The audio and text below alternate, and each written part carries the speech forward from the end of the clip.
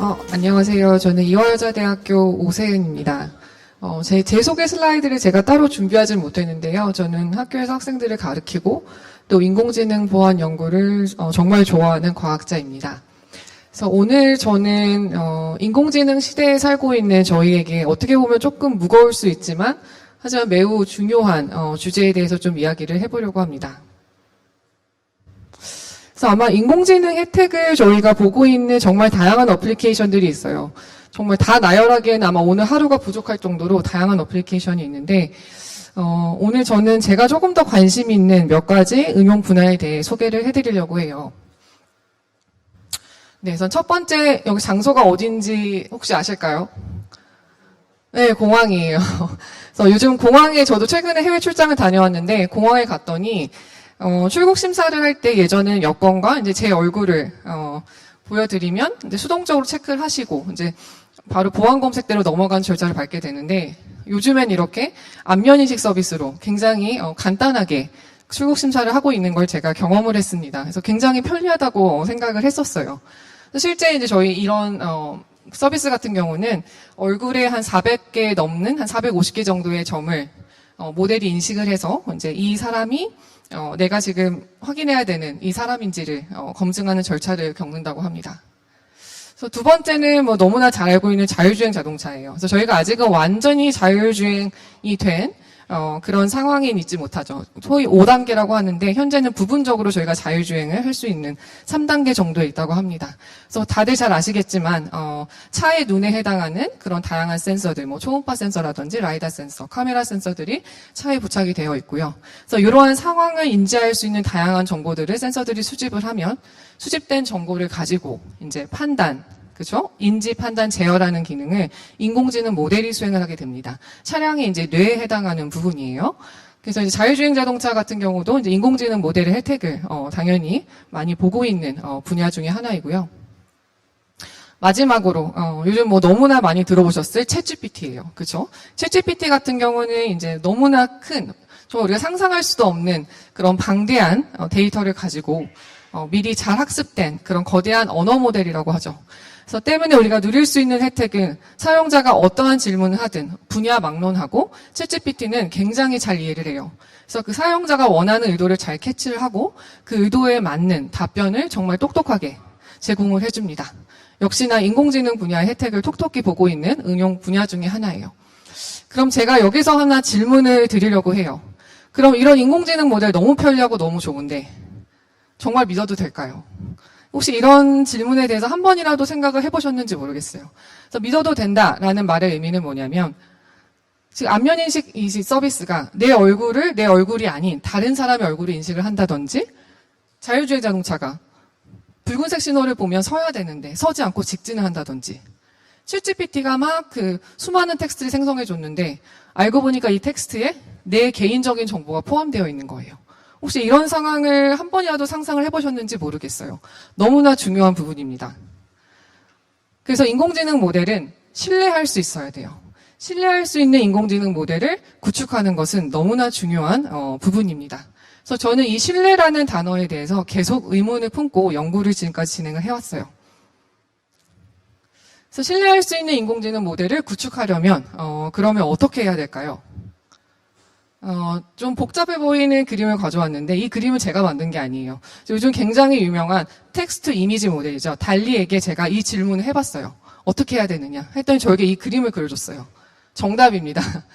그래서 이 그림이 의미하는 거는 우리는 인공지능 모델 기반 시스템들, 아까 봤던 안면인식 서비스라든지 자율주행 자동차, 챗GPT 이런 시스템들을 공격자의 입장에서 바라봐야 됩니다. 공격자. 공격자가 뭐 흔히 우리 생각하는 해커가 될 수도 있어요. 하지만 여기서 말하는 공격자는 우리가 사용하고 있는 이런 시스템이 내가 예상한 대로 기능하지 못할 때, 그래서 기능하지 못함으로 인해서 사회의 혼란을 야기할 수 있는 이러한 행위를 할 수 있는 모든 주체를 칭합니다. 그래서 공격자의 입장에서 이러한 시스템을 바라보는 것은 너무나 필요하고 너무나 중요한 부분이에요. 그래서 오늘 저는 아까 우리 봤던 세 가지 시스템을 이 공격자의 입장에서 한번 공격을 해보려고 합니다. 어떻게 공격할 수 있는지. 그래서 하나하나 한번 살펴보도록 할게요. 첫 번째, 아까 봤던 페이스 레코그니션, 안면 인식 시스템을 한번 공격을 해보겠습니다. 조금 해상도가 좋지 않아요. 왜냐하면 굉장히 오래된 이미지이기 때문에. 사실 이 분야에서는 굉장히 유명한 이미지예요. 이 사진을 딱 보시면 두 장이 있는데요. 누가 봐도 이 이미지는 팬더예요. 그렇죠? 두 이미지는 팬더입니다. 그리고 두 이미지는 정확히 동일해요. 그래서 동일해 보여요. 하지만 이 두 이미지는 차이가 있어요. 혹시 이 차이를 보실 수 있으신 분이 계실까요? 아무리 보셔도 절대 찾지 못할 거예요. 네, 이유는 뭐냐면 우리 눈으로는 절대 식별할 수 없어요. 하지만 모델은 이 두 이미지를 완전히 다른 동물로 인식을 합니다. 왼쪽에 있는 동물의 경우는 팬더, 오른쪽에 있는 동물은 긴팔 원숭이에요. 긴팔 원숭이하고 제가 괄호하고 99% 써놨어요. 99% 이상의 확신을 가지고 이 모델은 오른쪽의 이미지를 긴팔 원숭이라고 판단을 해요. 어떻게 이런 일이 일어날 수 있을까요? 이유는 오른쪽에 있었던 이미지는 악의적으로 조작된 이미지예요. 그래서 이런 이미지를 어떻게 만드냐? 아까 왼쪽에 있었던 팬더 이미지에 정말 작은 소량의 노이즈를 주입을 시켜요. 이 노이즈는 우리 눈에 보이지 않습니다. 하지만 악의적으로 조작된 노이즈예요. 모델을 속이기 위해서. 노이즈를 주입을 해서 팬다처럼 보이는 이미지를 만들었어요. 우리가 볼 때는 팬더지만 모델이 볼 때는 긴팔 원숭이에요. 정말 완전히 다른 이미지가 된 거죠. 그래서 이러한 이미지, 이렇게 악의적으로 모델을 속이기 위해서 만들어진 이미지를 우리는 적대적 예제라고 불러요. Adversarial Exemplar이라고 더욱더 알려져 있는 사례입니다. 그래서 이런 적대적 예제는 이런 노이즈 주입 말고도 또 다른 형태로 만들어질 수 있어요. 그래서 여기서 보면 많은 사람들이 굉장히 이상한 안경을 쓰고 있어요. 그렇죠? 그래서 이런 안경은 사실 시중에 팔지 않고요. 공격하는 사람들이 악의적으로 만든 안경이에요. 그래서 이 안경을 어느 누구든 착용을 하게 되면 모델이 이 사람을 이 사람으로 인식할 수 없습니다. 각각 상위에 있는 사람들을 밑에 쪽에 있는 사람으로 잘못 판단하게 돼요. 그래서 이러한 안경을 또 우리는 적대적 스티커라고 불러요. Adversarial Patch라고도 하는데요. 그래서 이런 적대적 스티커를 이미지에 부착을 하게 되면 모델이 이 이미지를 바로 판단을 할 수가 없습니다. 꼭 안경만 가능한 건 아니에요. 그래서 또 다른 이미지로는, 또 다른 예제로는 여기 지금 보시는 오른쪽에 있는 사람이 굉장히 이상한 그림을 목에 걸고 있어요. 그렇죠? 이 그림 같은 경우도 적대적 스티커의 하나의 예시예요. 공격자들이 굉장히 악의적으로 만든 그림이에요. 그래서 이 그림을 목에 걸고 있던지 어딘가에 들고 있으면 모델이 사람으로 인지할 수가 없어요. 그래서 왼쪽에 있는 경우는 사람으로 인지를 하지만 오른쪽에 있는 사람은 사람으로 인지할 수가 없습니다.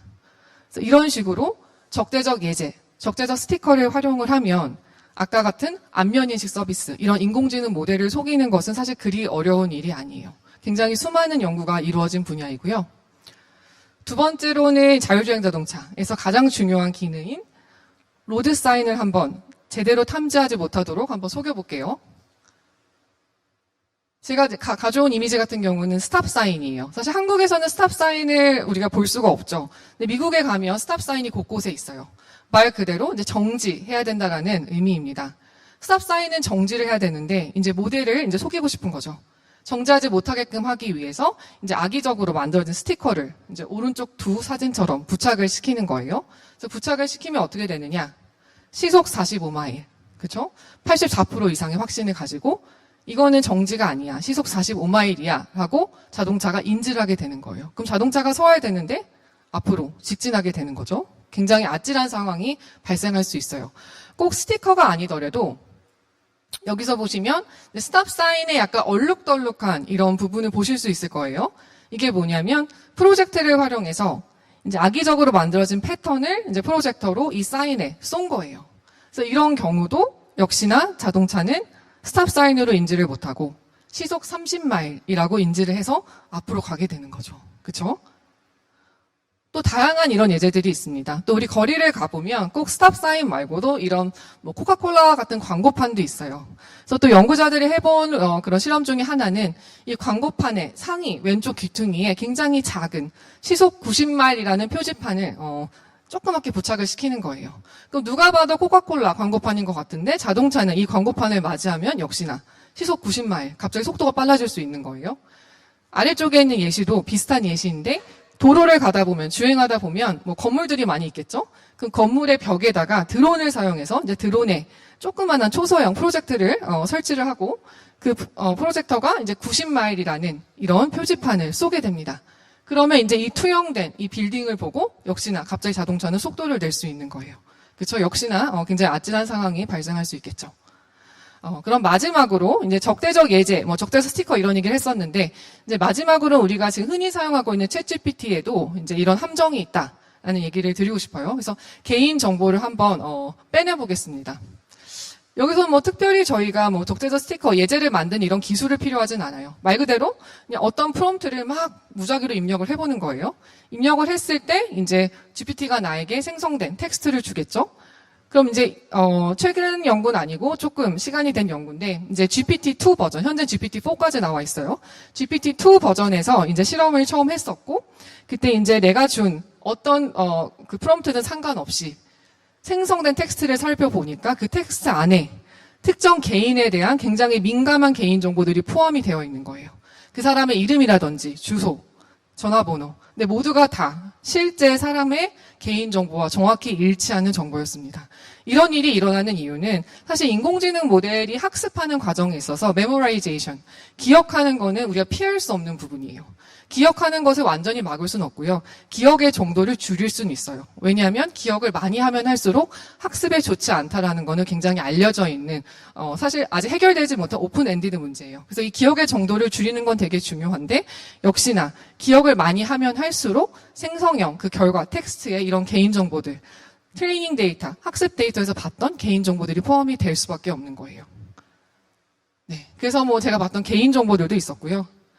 또 특정 질병을 앓고 있었던 개인에 대한 내용이라든지 채팅에 참여했던 뭐 사용자들 사실 프라이빗한 챗인데 거기에 있는 친구들 막 내용이 포함되어 있기도 했고 개인 블로그 요즘 많이 하시잖아요. 그 블로그에 작성된 내용들도 실제 텍스트에 포함이 되어 있는 걸 최근에 저희가 확인을 했습니다.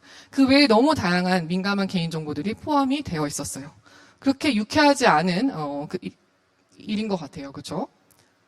그래서 다시 원 질문으로 돌아가면 신뢰할 수 있는 인공지능 모델을 구축하려면 어떻게 해야 될까? 적대적 공격, 개인정보 유출에 강인한 모델을 우리는 만들 수 있어야 돼요. 그럼 어떻게 이러한 모델을 만들 수 있느냐? 사실 저는 이 답변에 대해서는 제가 드린 답변에 한정 짓고 싶지는 않습니다. 아마 보시면서 더 좋은 아이디어들이 많이 있으실 것 같아요. 그래서 한번 좀 고민해 보셨으면 좋겠는데 몇 가지 소개를 해드리면 아까 제가 말씀드렸던 적대적 예제, 적대적 스티커 이게 사실 픽셀 단계에서 보면 굉장히 특이성이 있어요. 그래서 이런 거를 탐지할 수 있는 우리가 메커니즘을 생각해 볼 수도 있을 거예요. 개인정보 유출에 강인한 인공지능 모델을 구축하려면 역시나 이제 요게 다는 아니고요. 더 다양한 아이디어들이 생각할 수 있는데 이제 제가 생각해 본 거는 아무래도 이제 공격자는 수많은 그런 쿼리, 프롬프트를 막 만들어낼 거예요. 그렇죠?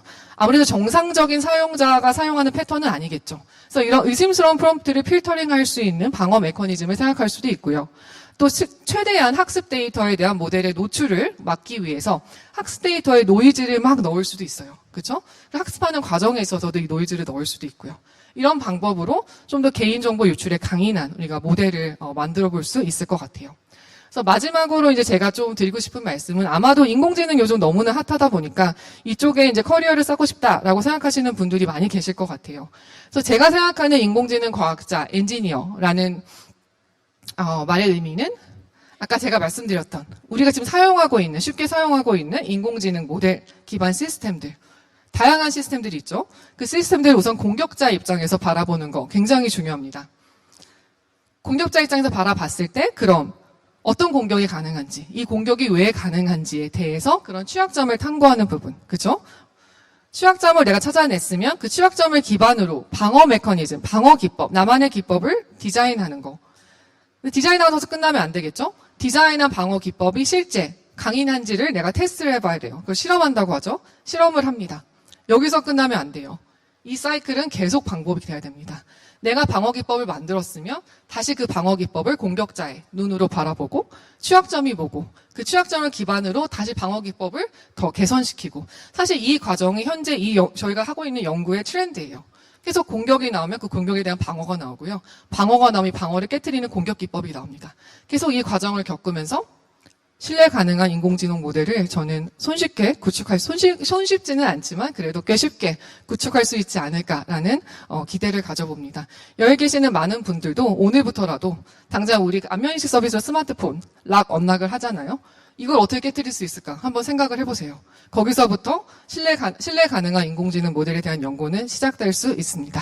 제가 준비한 강연은 여기까지입니다. 감사합니다.